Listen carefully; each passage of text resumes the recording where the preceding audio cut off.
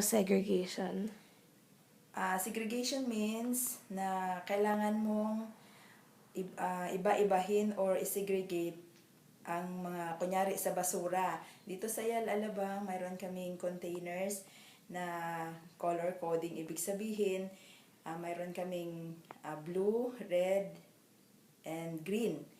Ang red para sa plastics, ang green para sa papers, and then ang blue para sa mga cans, mga bote, mga ganyan. Para sa tuwing dadaan yung magkukolekt ng basura, alam nila kung ano yung laman ng mga containers.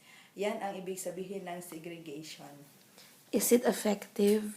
Yes! Kasi kung kunyari, kung iba-iba yung basura mo, mayroong mahihirapan din yung magkokolekta ng basura. Tapos at saka benefits din, magbibenepisyo din kayo kung gagawin yung ganyan. Kasi malinis tingnan at saka maganda yung kalalabasan ng pagkakaroon ng ganyan.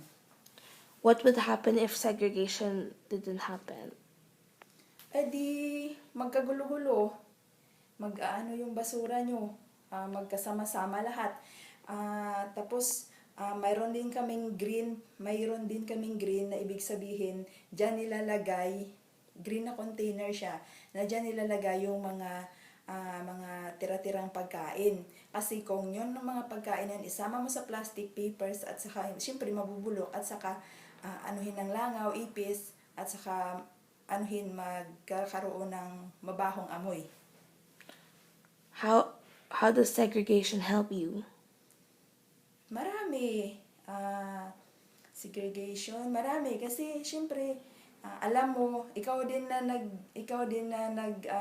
gumagawa ng ganyan sa mga basura mo. Alam mo na malinis tingnan at saka syempre yung plastic, papel, saka mabilis at saka syempre makabenepisyo kami at saka yung mangungulikta ng basura kasi minsan binibinta din nila yung mga plastics at saka mga papel na medyo malinis patingnan. Okay, thank you.